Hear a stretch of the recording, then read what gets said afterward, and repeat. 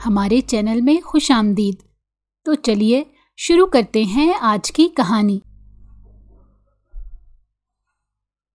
कुछ यादें बहुत खौफनाक होती हैं और इंसान चाहकर भी उनसे कभी पीछा नहीं छुड़ा सकता।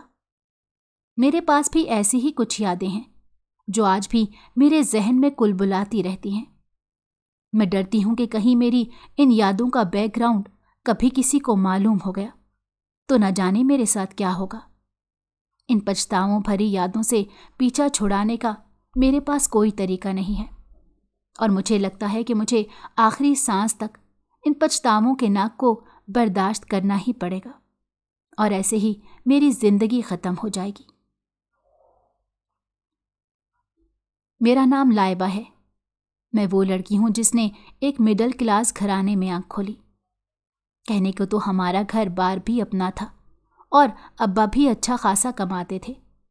दुनिया वालों की नज़र में हमारा घर बहुत खुशहाल और घर के हालात बहुत अच्छे थे, मगर घर की चार दीवारी के अंदर क्या हो रहा था और हम लोग किस हाल में ज़िंदगी गुजार रहे थे, इस बात का अंदाज़ा किसी को नहीं था, क्योंकि कभी ना तो हमारे घर से कोई बात बाहर निकली थी और ना ही घर में ऐसी औरतों का आना जाना था जो एक की चार लगाकर मोहल्ले में फैलाती हैं।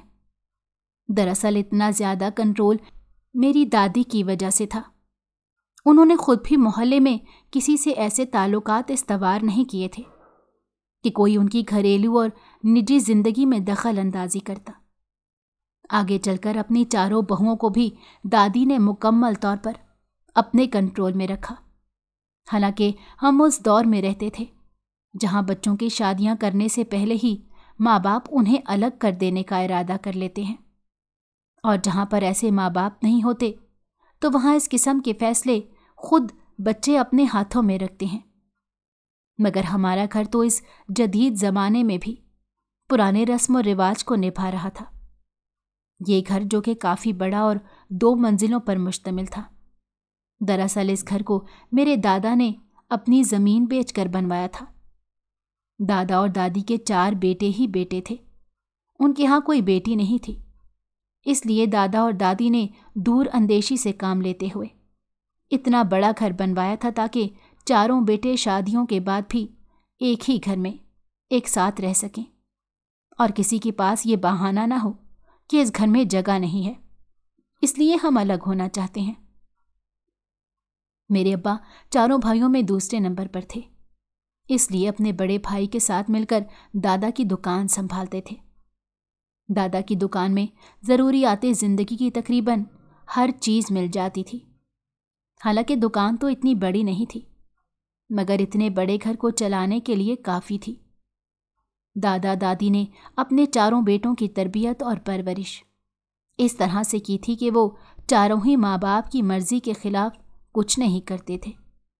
यहाँ तक कि छोटे से छोटे मामले में भी उनके लिए माँ बाप की मर्ज़ी सबसे ज़्यादा अहम थी। ताया और मेरे अब्बा तो पढ़े लिखे नहीं थे, लेकिन दोनों चचा को पढ़ाने का फ़ैसला मेरे अब्बा का था। अब्बा ने ही दादा जान का जहन बनाया था कि हम दोनों बड़े भाई का कारोबार संभाल लेंगे, लेकिन छोटे दोनों तालीम हासिल करके कुछ बन जाएं तो ज़्यादा अच्छा रहेगा। तो अब दादा जान ने अब्बा की बात मान ली, इसलिए उनके दोनों छोटे बेटे पढ़ रहे थे। घर में दादा समेत 5 मर्द मौजूद थे। उसके बावजूद घर के तमाम फैसले दादी की मर्जी से होते थे। उन्होंने शुरू से ही घर का सारा निज़ाम अपने हाथ में रखा हुआ था।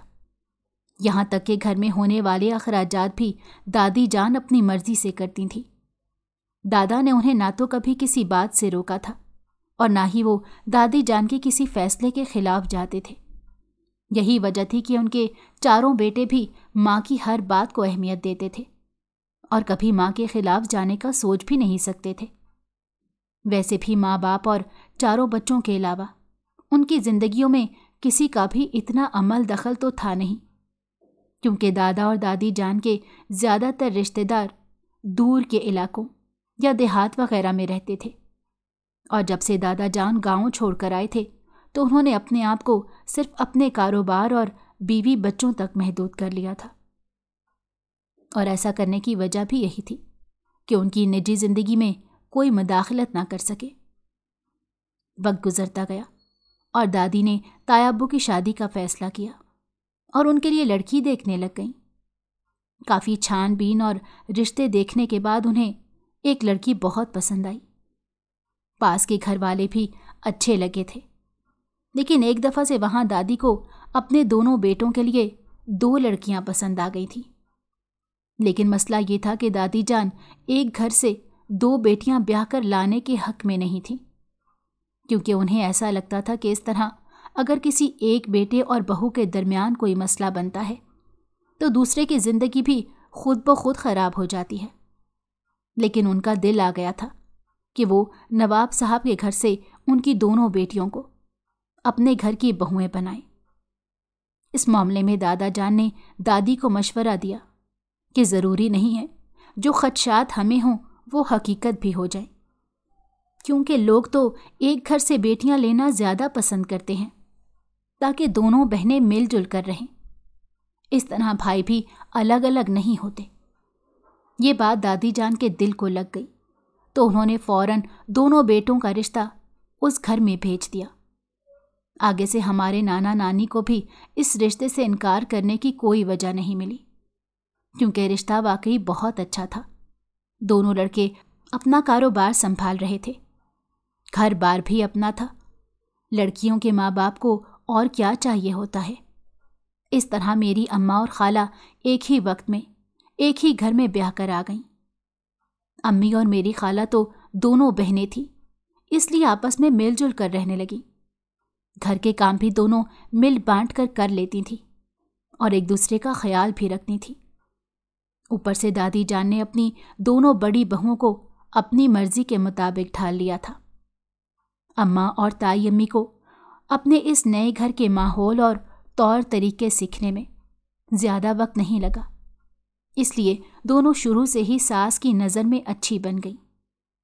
जैसे जैसे वक्त गुजर रहा था दादी ने दोनों बहुओं पर भरोसा करना शुरू कर दिया था, मगर घर के मामलात की सारी भागदौड़ वो अपने हाथ में ही रखती थी। पता नहीं उनके दिल में कौन से खदशात थे, लेकिन वो अक्सर एक बात अम्मा और ताई को सुनाती रहती थी कि मेरे जीते जी मैं ना तो अपने चारों बेटों को अलग होने दूंगी और ना ही इस घर का बंटवारा होगा। अम्मा और ताई उनकी ये बात सुनकर ना कुछ कहती थीं और ना पूछती थीं, क्योंकि उन्हें भी अंदाज़ा था कि वो जितनी मर्जी अच्छी बन जाएं, लेकिन सास के दिल से ये वसवसा नहीं जा सकता कि बहुएं उनके बेटों को जुदा कर देंगी। जब अम्मा और भाई की शादी हुई थी उस वक्त बड़े चचा मैट्रिक पास करके कॉलेज में दाखिला ले चुके थे, जबकि छोटे चचा भी मैट्रिक में थे। घर की दोनों ने ना सिर्फ इस घर को अपना लिया था, बल्कि घर वालों को भी अपना मानते हुए हर तरह से उनकी खिदमत की थी। सास ससुर के अलावा दोनों देवर भी थे, जिनका हर काम मेरी अम्मा और ताई किया करती थी, मगर उन्होंने कभी किसी को अपने रवैये से ये महसूस नहीं होने दिया था कि वो अपनी जिम्मेदारियां बोझ समझ कर निभाती हैं, बल्कि थोड़े ही अरसे में सब घर वाले उनके गुण गाने लगे।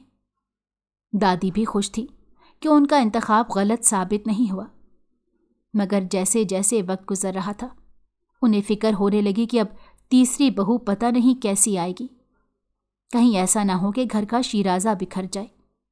इसलिए उन्होंने बहुत सोच समझ कर फैसला करना था। जब बड़े चचा इंटर पास करके एक स्कूल में टीचिंग करने लग गए, तब दादी ने उनके लिए भी रिश्ता देखना शुरू कर दिया। चचा का इरादा था कि वो किसी प्राइवेट स्कूल में जॉब करके कुछ तो तजर्बा हासिल करेंगे और साथ साथ तालीम भी जारी रखेंगे, क्योंकि वो सरकारी टीचर बनना चाहते थे। दादा जान ने भी उन्हें मुकम्मल सपोर्ट किया और उन्हें अब्बा का ये फैसला दुरुस्त लगने लगा कि छोटे दोनों भाई पढ़ लिख कर कुछ बन जाएं तो बेहतर रहेगा, क्योंकि अब्बा और ताया की शादियों के बाद दादा जान को ये समझ आ गई थी कि एक छोटी सी दुकान से 4 बेटे अपनी अपनी फैमिलियों का खर्चा नहीं निकाल सकते। अभी तो घर में सिर्फ 2 बहुएं घर आई थीं, आगे चलकर 2 और आनी थी, और फिर बच्चे भी तो माँ बाप की जिम्मेदारी होते हैं।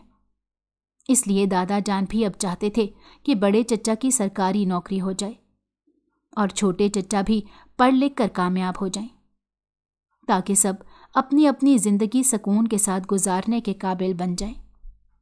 और ये उस वक्त की बात है जब 1 साल की कोशिश और मेहनत के बाद बड़े चचा को एक सरकारी स्कूल में नौकरी मिल गई। दादी ने भी इस 1 साल में चचा के लिए इतने रिश्ते देखे थे कि अब फैसला करने का वक्त आ गया था। लेकिन इस बार वो एक घर से 2 बहुएं नहीं लाना चाहती थीं, क्योंकि अब उनको ये लगता था कि अगर छोटी बहुएं भी आपस में बहनें हुईं तो दोनों बहनें मिल जाएंगी और एक दूसरे के खिलाफ महाज खड़ा करके अलग होने का मुतालबा कर देंगी। इसलिए उन्होंने बड़े चचा की शादी एक गरीब घर की लड़की से तय कर दी। वो लड़की खूबसूरत और पढ़ी लिखी थी, इसलिए दादी को अपने तीसरे बेटे के लिए पसंद आ गई।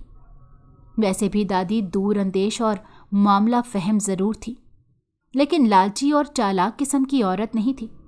वो तो बस अपने घर की अमन शांति की खातिर बहुओं की तलाश में बहुत फूंक फूंक कर कदम रख रही थी, ताकि आगे चलकर ना तो घर वालों के लिए कोई मसला खड़ा हो और ना ही उनके किसी बेटे की जिंदगी खराब हो। जब बड़े चचा का रिश्ता चच्ची के साथ हुआ तो इस रिश्ते पर किसी ने कोई एतराज़ नहीं किया, क्योंकि गरीब होना कोई ऐब नहीं है। इस तरह चचा की नौकरी लगने के 6 महीने बाद दादा और दादी ने अपने तीसरे बेटे के सर पर भी सेहरा बांध दिया और घर में 3 बहुएं इकट्ठी हो गईं, जिनमें सबसे पहले ताई जान के यहाँ बेटा पैदा हुआ तो घर में जैसे खुशियां ही खुशियां झूमने लगी थी। लेकिन मेरे अम्मा और अब्बा के यहाँ अभी कोई खुशखबरी नहीं आई थी, मगर अभी तो उनकी शादियों को 2 साल मुकम्मल हुए थे और ये इतना बड़ा अरसा नहीं होता कि औलाद ना होने पर परेशानी और फिक्र का सबब बने। और हमारे घर में तो कोई भी ऐसा नहीं था जो अम्मा को औलाद ना होने का ताना देता, लेकिन कहीं ना कहीं मेरी अम्मा के दिल में ये बात ज़रूर मौजूद थी कि वो अभी तक औलाद की खुशी से महरूम है। ऐसा नहीं था कि वो इसलिए औलाद चाहती थी कि अपनी बहन से पीछे ना रह जाएं। वो तो अपनी बहन के बेटे से बेहद प्यार करती थी, लेकिन माँ बनना तो हर औरत के दिल की सबसे बड़ी ख्वाहिश होती है। इसलिए कुदरती तौर पर ही बहन के यहाँ बेटा पैदा होने के बाद अम्मा कुछ खामोश खामोश रहने लग गई। इस बात को सबसे पहले दादी जान ने महसूस किया तो उन्होंने अम्मा को समझाया और दिलासा दिया कि जल्द ही अल्लाह की रहमत होगी। मगर 1 साल और गुजर गया तो बड़े चचा के यहाँ बेटी ने जन्म लिया, लेकिन अम्मा की गोद खाली थी। ऐसे ही मज़ीद 1 साल मुकम्मल हुआ तो छोटे चचा भी एक नौकरी पर लग गए। तब दादी जान और ताई ने मिलकर घर की चौथी बहू की तलाश शुरू कर दी। उस वक्त ताई जान के पास एक बेटी भी थी जब अम्मा के यहाँ भी खुशखबरी आई, और इस खबर ने सब घर वालों को खुश कर दिया। दादी जान ने अम्मा का बहुत ख्याल रखा, क्योंकि डॉक्टर का कहना था कि कुछ पेचीदगियां हो सकती हैं। इसलिए जैसे डॉक्टर हिदायत करती, दादी जान और ताई मिलकर अम्मा का पूरा ख्याल रखती थीं। यहाँ तक कि छोटे चचा की मंगनी के बाद शादी की तारीख इसलिए नहीं रखी गई कि पहले अम्मा खैर से फारिग हो जाएं, और फिर ऐसा ही हुआ। जब मैं पहली औलाद की शक्ल में अम्मा की गोद में आई तो जैसे उन्हें दुनिया जहान का सुकून मिल गया, क्योंकि उनके दिल में तो ये था ही नहीं कि उन्हें बेटी चाहिए थी या बेटा। वो तो बस औलाद का सुख महसूस करना चाहती थी। बाकी सब भी मेरी पैदाइश पर बहुत खुश थे, क्योंकि हमारे घर में मुझसे पहले भी लड़कियां मौजूद थीं और कभी किसी ने हमारे घर में लड़के और लड़की में कोई फ़र्क नहीं रखा, बल्कि बेटियों को ज़्यादा अहमियत दी जाती थी। मेरी पैदाइश के चंद महीनों बाद छोटे चचा की शादी भी हो गई। इस तरह घर में 4 बहुएं आ गईं और बच्चों की किलकारियों से सारा घर गूंजने लगा। दादा और दादी तो पोते पोतियों के साथ वक्त गुजार कर बहुत खुश होते थे। सब अपनी अपनी जगह पर खुश और मुतमईन थे। ताया ताई के यहाँ 2 बच्चे, बड़े चचा के यहाँ भी 2 बच्चे थे, जबकि मैं अपने माँ बाप की इकलौती औलाद थी। मेरे बाद दोबारा कोई उम्मीद की किरण फूटी ही नहीं। इसलिए अम्मा अब्बा की मैं कुछ ज्यादा ही लाडली थी। यहां तक कि दादा जान भी मुझे बहुत प्यार करते थे। मैंने जब होश संभाला और स्कूल जाना शुरू किया, तब छोटे चचा के यहाँ भी बेटे ने जन्म लिया था। हमारे घर में शुरू से ही दादी की मर्जी और हुक्म चलता था। और फिर जब दादा जान का इंतकाल हुआ, फिर तो जैसे हर चीज में दादी की मर्जी को अहमियत दी जाने लगी। ताया और मेरे अब्बा तो माँ से पूछे बगैर कोई अहम फैसला नहीं लेते थे। घर की बड़ी तीनों बहुएं भी दादी के मुताबिक जिंदगी गुजार रही थीं, लेकिन सबसे छोटी बहू कुछ अलग मिजाज और ख्यालात की मालिक थी। उसका ख्याल था कि सबको हंसी खुशी मुनासिब वक्त पर ही अलग अलग हो जाना चाहिए, वरना वक्त के साथ साथ किसी न किसी वजह से रिश्तों में खटास पैदा हो जाती है और फिर यही बहन भाई एक दूसरे की शक्ल देखना गवारा नहीं करते। छोटी चच्ची के ये अजीम ख्यालात जब दादी के इल्म में आए तो उन्होंने चारों बहुओं और बेटों को सामने बिठाकर साफ साफ फैसला सुना दिया कि मेरे जीते जी ना तो कोई घर से बाहर अलग होगा और ना ही घर के अंदर। वैसे भी दादा जान की वसीयत दादी के पास ही थी और उन्हें यह भी मालूम था कि छोटी चच्ची को इस बात पर भी एतराज़ है कि दुकान बड़े दोनों बेटे संभाल रहे थे, जबकि इस दुकान पर सब बेटों का हक था। हालांकि उस हक से कभी किसी ने कोई इनकार नहीं किया था। दुकान से आने वाली आमदनी भी दादी के पास ही जाती थी और दोनों चच्चा अपनी तनख्वाह भी माँ के हाथ में रखते थे, इसलिए किसी कभी यह एतराज़ करना बनता ही नहीं था कि कोई कम खर्च करता है या ज़्यादा। लेकिन छोटी चच्ची को हर बात पर एतराज़ होता था। वो अपनी सास को तो कुछ कह नहीं सकती थी, इसलिए जेठानियों के सामने कोई ना कोई बात करती रहती थी। इस तरह ना चाहते मगर एक साथ एक ही घर में रहते हुए हम सब बड़े होते गए। छोटी चच्ची के भी 2 बच्चे थे, जबकि बड़े चच्चा के यहाँ अब 3 बच्चे थे। घर में इतने लोग रहते थे कि कभी कभी तो चिड़िया घर का गुमान होने लगता था। ताई और हमारा कमरा नीचे, जबकि दोनों चच्चा ऊपर वाले पोर्शन में रहते थे। मेरे ताया के इकलौते बेटे पुलिस में भर्ती होना चाहते थे, इसलिए वो मैट्रिक करने के बाद अपने एक दोस्त के साथ हॉस्टल में शिफ्ट हो गए, क्योंकि घर में रहते हुए उनसे तवज्जो के साथ पढ़ा नहीं जाता था। जबकि ताया की बेटी और मैं एक ही स्कूल में पढ़ रहे थे। बड़े चच्चा और छोटे चच्चा के बच्चे अलग अलग स्कूलों में जाते थे। दादी काफ़ी ज़ईफ़ हो गई थी, लेकिन अभी तक घर में उनका रोब और दबदबा बाकी था।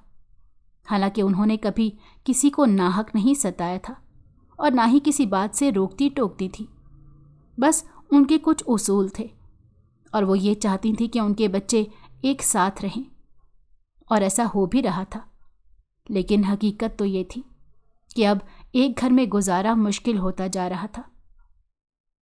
वैसे भी आगे बच्चों की शादियां करके तो एक घर में रहना नामुमकिन था, मगर जब तक दादी जिंदा रहीं सब उनकी मर्जी और खुशी के सामने मजबूर थे। ताया और मेरे अब्बू तो उसी दुकान को संभालते थे।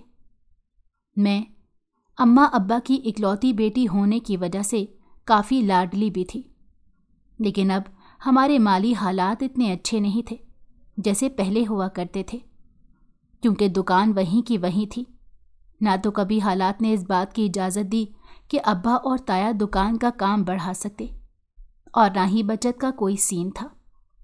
फिर जब दादी जान का इंतकाल हो गया तो उसके बाद सब ने अपनी अपनी मर्जियां करनी शुरू कर दी। ख़ास तौर पर बड़ी और छोटी चच्ची तो फ़ौरन ही चूल्हा चौका अलग करने पर तैयार थीं। दादी के इंतकाल के 2 महीने बाद ही वो दोनों अलग भी हो गईं, मगर घर से अलग नहीं हो सकीं, क्योंकि दादा जान की वसीयत के मुताबिक घर और दुकान चारों बेटों के नाम थी और घर बेचकर ही चारों अलग हो सकते थे। इसलिए दोनों चच्ची ने अपना खाना पकाना अलग कर लिया। मेरी अम्मा और ताई को इस बात पर कोई एतराज़ नहीं था, क्योंकि उन दोनों को अच्छी तरह मालूम था कि घर और दुकान बेचकर उन लोगों का गुजारा नहीं हो सकता। ताया को अपने बेटे की नौकरी लगने का इंतज़ार था और मेरे अब्बा तो एक बेटी के बाप थे, इसलिए चुपचाप उसी घर में एक साथ रहने में ही हम सबकी भलाई थी।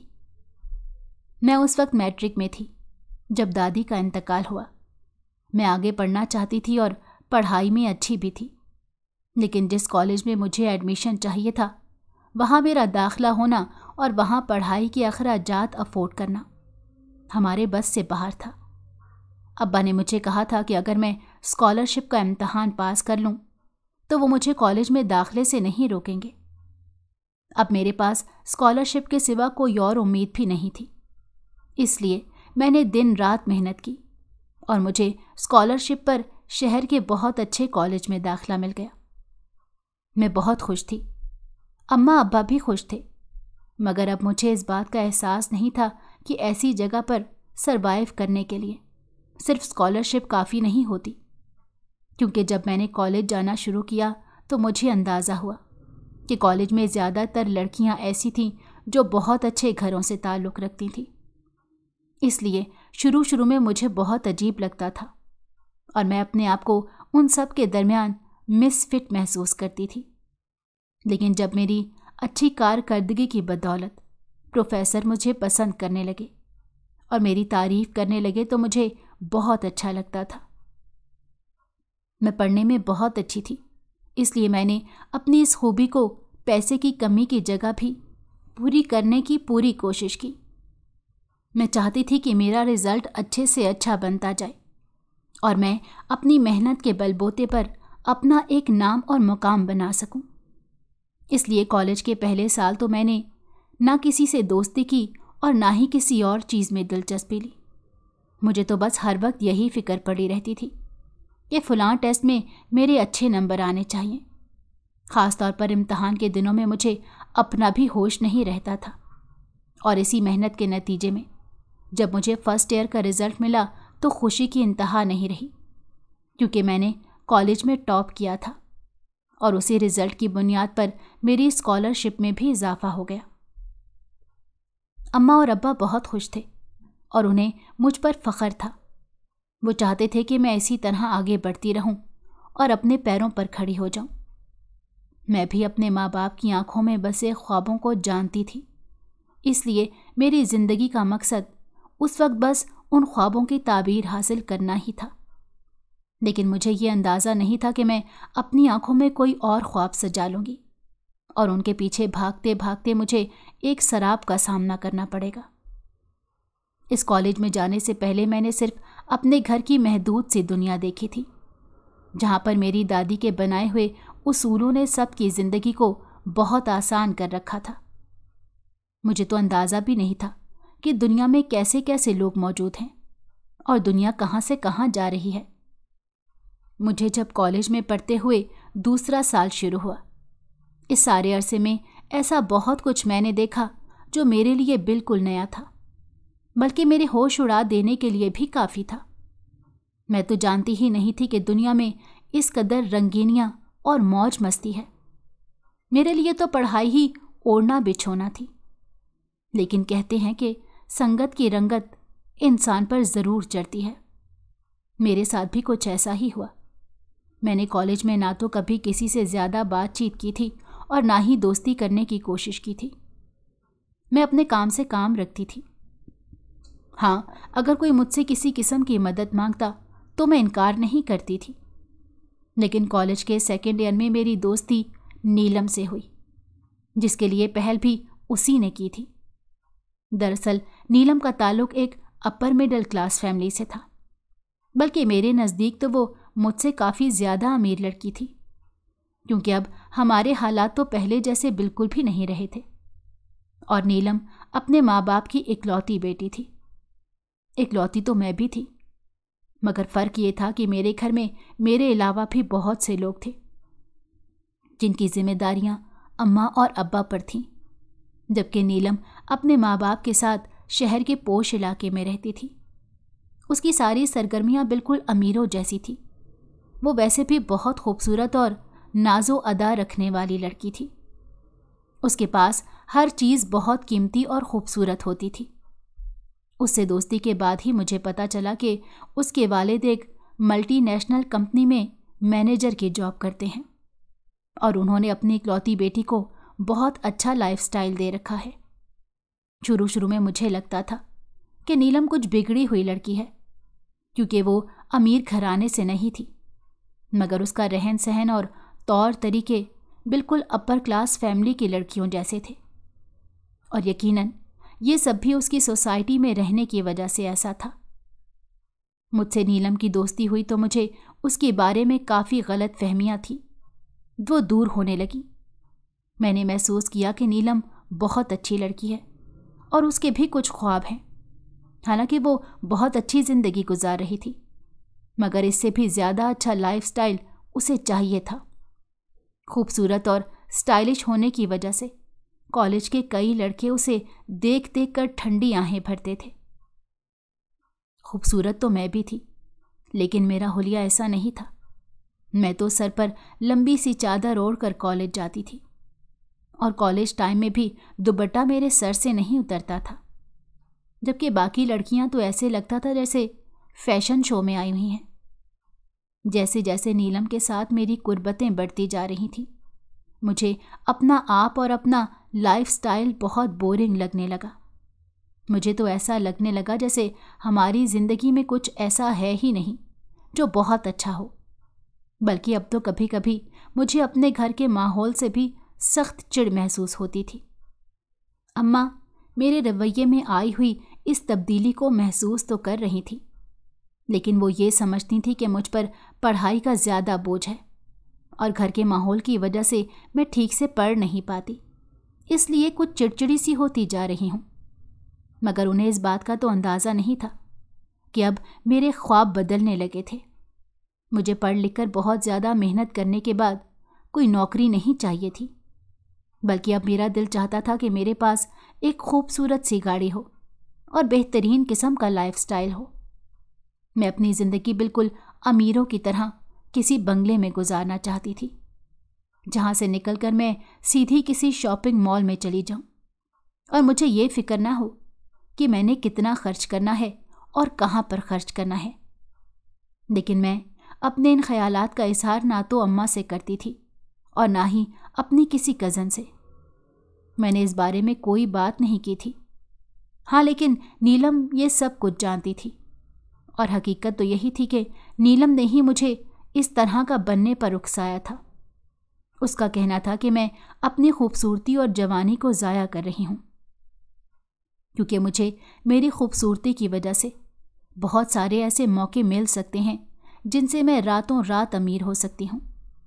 और मुझे उसकी ये बात सुनकर बड़ी हैरत हुई कि आखिर ऐसा क्या था जो मेरी किस्मत बदल सकता था। मैं 1-2 मरतबा नीलम के साथ उसके घर भी गई थी। उसका घर देखकर तो मेरा दिल और भी ललचाने लगा।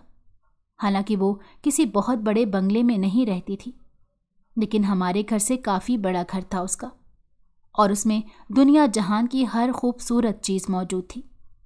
ख़ास तौर पर नीलम का कमरा तो मुझे बहुत ही पसंद आया था।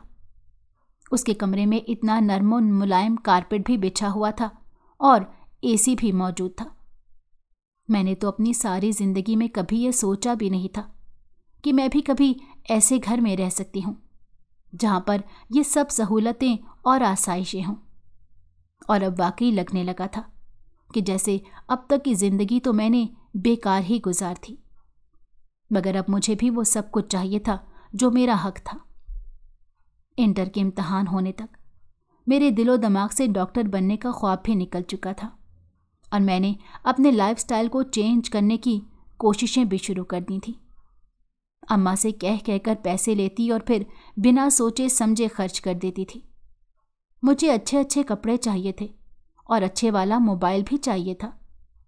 फिर मेरी सालगिरह के मौके पर जब नीलम ने मुझे मोबाइल फ़ोन गिफ्ट किया तो मेरी आंखें फटी की फटी रह गईं। मुझे अंदाज़ा नहीं था कि उसके पास इतना पैसा है कि वो अपनी सहेली को एक महंगा फ़ोन गिफ्ट कर सकती है। अब तो सवाल ही पैदा नहीं होता था कि मैं अपने ख्वाबों को पाने के लिए कुछ ना करूं। मैंने नीलम की ऑफ़र पर सोचना शुरू कर दिया। दरअसल वो मॉडलिंग फील्ड में जाना चाहती थी। उसके लिए उसके पास रिसोर्सेज भी थे। उसी ने मुझे भी मशवरा दिया, तो पहले मैंने उसे मना कर दिया था, क्योंकि मुझे मालूम था कि अम्मा और अब्बा मुझे इस बात की इजाज़त नहीं देंगे। लेकिन नीलम के साथ मैं पिछले 1.5 साल से रहने के बाद इस नतीजे पर पहुंची थी कि अब मुझे अपने लिए जीना है और अपनी मर्जी से ही सब कुछ करना है। अम्मा अब्बा को पहला झटका उस वक्त लगा जब मैंने मेडिकल का टेस्ट देने से साफ इनकार कर दिया। मैंने उन्हें बताया कि मैं सारी ज़िंदगी मेहनत की चक्की में पिस पिस के और सिसक के नहीं जीना चाहती, इसलिए मैं खुद फैसला करूंगी कि मुझे आगे क्या करना चाहिए। अम्मा मेरी बात सुनकर परेशान हो गई और अम्मा ने ये बात अब्बा को बताई तो वो भी मुझे समझाने के लिए चले आए। मगर अब मैं उस मकाम पर पहुंच चुकी थी जहां पर कुछ भी समझना मेरे बस से बाहर था। मैंने कॉलेज में आगे पढ़ाई जारी रखी, लेकिन मेरा मकसद सिर्फ ये था कि मैं नीलम से मिलती रहूं। अक्सर तो हम दोनों 1-2 लेक्चर लेने के बाद कॉलेज से निकल जाते थे और सीधे नीलम के घर जाकर मज़े से सारा टाइम गुजार के मैं घर वापस चली जाती थी। और इस दौरान नीलम ने हम दोनों के लिए अपने एक दोस्त से मॉडलिंग की बात भी की। उसका वो दोस्त उसे सोशल मीडिया पर मिला था। वो काफ़ी अमीर लड़का था, इसलिए उसके बहुत सारे ताल्लुकात भी थे। उसने नीलम की बहुत मदद की और हम दोनों की मुलाकात एक फ़ोटोग्राफ़र से करवाई जो मॉडलिंग के लिए फ़ोटो सेशन करता था। उसके बाद हम किसी को वो तस्वीरें भेजकर अपने मॉडलिंग कैरियर के आगाज़ की कोशिशें शुरू कर सकते थे। मैं बहुत ज़्यादा खुश थी, हालांकि अभी हमारा पहला फ़ोटो सेशन भी नहीं हुआ था। उसके बावजूद मैंने पता नहीं कौन कौन से ख्वाब देखने शुरू कर दिए थे। मैंने तो ये भी सोच लिया था कि अपने बंगले में मैं किस किस्म की टाइलें लगवाऊंगी और अपने कमरे में कौन सा पेंट कलर करवाऊंगी। यहाँ तक कि गाड़ी भी तय कर ली थी कि मुझे किस कार में आना जाना चाहिए था। मैं अपने ख्यालों में बड़ी ऊंची उड़ान उड़ने लगी थी। इस वजह से मैंने हर दीवार को गिराने का फैसला भी कर दिया। उन्हीं दिनों में ताया और ताई ने अपने बेटे के लिए अम्मा अब्बा से मेरा हाथ मांग लिया। मैं तो ऐसा सोच भी नहीं सकती थी कि अपने ही कज़न से शादी करके हमेशा के लिए इसी माहौल में जिंदा दरगोर हो जाऊं। बेशक वो पुलिस में जाने वाला था और हो सकता था उसका मुस्तकबिल भी अच्छा बन जाता, मगर ये तो मेरे लिए एक रिस्क की बात थी और मैं कब तक अपने ख्वाबों पर समझौता करती। जब अम्मा ने मुझसे इस रिश्ते के बारे में बात की तो मैंने साफ साफ इनकार कर दिया। लेकिन अम्मा ने अब्बा से कहा कि मुझे इस रिश्ते पर कोई एतराज़ नहीं है। अब्बा ने अपने भाई को ज़बान दे दी और जब मुझे इस बात का पता चला तो मैंने अम्मा के साथ नाराज़गी का इजहार किया, मगर अम्मा ने ना तो मुझसे कोई बात की और ना ही मुझे मनाने की कोशिश की। मुझे उस वक्त ऐसे लग रहा था जैसे मेरे अपने ही मेरे दुश्मन बन गए हैं। ताया और ताई ने अपनी बेटी की शादी भी तय कर दी थी, लेकिन बेटे की शादी वो उसकी नौकरी लगने के बाद ही करना चाहते थे। इसलिए घर में शादी के हंगामे शुरू हो गए और मेरी तायाजाद बहन रुखसत होकर अपने ससुराल चली गई। मैं नहीं जानती थी कि मेरी तकदीर का फैसला मेरे अम्मी अब्बा ने कब करना था, मगर मुझे हर हाल में इस सारी सिचुएशन से बाहर निकलना था। इसलिए मैंने नीलम पर जोर डाला कि वो जल्दी फ़ोटो सेशन का इंतज़ाम करे। नीलम के दोस्त की कोशिशों की वजह से हमारा फ़ोटो सेशन भी हो गया। मैं अपनी वो तस्वीरें देखकर बहुत खुश हुई थी, क्योंकि मुझे तो उससे पहले मालूम ही नहीं था कि मैं इतनी खूबसूरत और दिलकश हूँ। नीलम ने भी मेरी बहुत तारीफ़ें की, यहाँ तक कि फ़ोटोग्राफ़र और नीलम का दोस्त भी मुझे सराहने लगा था। उसके बाद उसी ने हमारी तस्वीरें किसी को दी और हम दोनों का मॉडलिंग कैरियर शुरू हो गया। हालांकि ये तो एक बहुत छोटी सी शुरुआत थी, हमने तो बहुत आगे जाना था। अभी तो बस कुछ कम बजट वाले लोगों से हमारी बातचीत चल रही थी और छोटा मोटा फ़ोटो सेशन हो जाता था, मगर अभी तक कोई ऐसा काम नहीं मिला था जो आगे के रास्ते आसान कर दे। एक तरफ मैं अपनी ज़िंदगी को संवारने और बनाने की कोशिशों में लगी हुई थी, मगर उन कोशिशों में मेरे साथ कोई मेरा अपना नहीं खड़ा था, बल्कि वो लोग तो ताया के बेटे के साथ मेरी शादी के ख्वाब देख रहे थे। उस वक्त तो मैं ये सोच कर खामोश हो गई कि अभी अपने पैरों पर नहीं खड़ी हुई हूँ लेकिन मैंने ये इरादा कर लिया था कि जैसे ही मुझे मॉडलिंग का अच्छा काम मिलने लग जाएगा तो मैं ना सिर्फ इस रिश्ते से इनकार कर दूंगी बल्कि अम्मा अब्बा को लेकर डिफेंस में भी शिफ्ट हो जाऊंगी। मेरे ख्वाब तो बड़े ऊंचे थे, मगर मुझे ये नहीं मालूम था कि कभी कभी ख्वाबों की बहुत बड़ी कीमत भी चुकानी पड़ती है। मेरा ज़्यादातर वक्त नीलम के साथ उसके घर में या फिर किसी न किसी फ़ोटो सेशन के लिए गुजरता था। अम्मा अब्बा का तो अंदाज़ा भी नहीं था कि मैं क्या कर रही हूँ। इसी तरह 6 महीने गुजर गए, मगर इन 6 महीनों में मुझे कोई काम भी नहीं मिला। बस फ़ोटो बनते और मेरी तस्वीरें चली जाती थीं। उसके बाद कोई रिस्पॉन्स नहीं आता था। जबकि नीलम को अच्छा काम मिलने लग गया था। उसकी तो चाल ढाल भी बदल गई थी और मिजाज में कुछ नखरा भी बढ़ गया था। मुझे समझ नहीं आता था कि आखिर मुझ में क्या कमी है जो मुझे अभी तक कोई काम नहीं मिला था, और नीलम को एक के बाद एक कॉन्ट्रैक्ट मिलने लगे। फिर एक वक्त ऐसा भी आया जब नीलम ने मुझसे पीछा छुड़ाना शुरू कर दिया। पता नहीं वो ऐसे क्यों कर रही थी, लेकिन मुझे महसूस होता था कि वो अब मुझसे शायद दोस्ती नहीं रखना चाहती। मैं जानती थी कि वो अच्छा कमाने लगी है, और हैरत की बात तो ये थी कि उसके माँ बाप को भी इस काम पर कोई एतराज़ नहीं था, बल्कि वो तो बड़े खुश थे। फिर एक दिन मैंने नीलम से बात की कि मुझे भी काम दिलवा दो, तो वो कहने लगी कि काम लेने के लिए बहुत कुछ करना पड़ता है। अगर तुम कर सकती हो तो मेरे साथ पार्टीज़ में चलना शुरू कर दो।